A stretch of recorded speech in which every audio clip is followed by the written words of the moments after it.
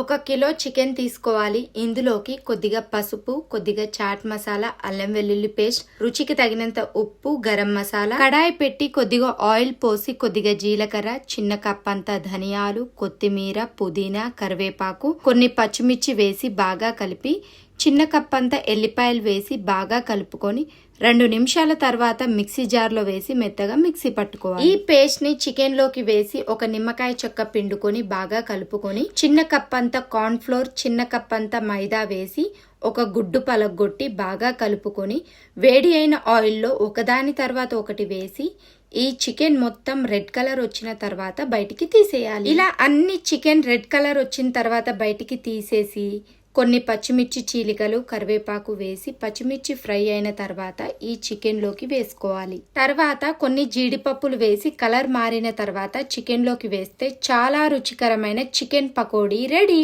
చూడండి ఫ్రెండ్స్, ఈ విధంగా చేయండి. టేస్ట్ చాలా చాలా బాగుంటుంది. Thank you so much.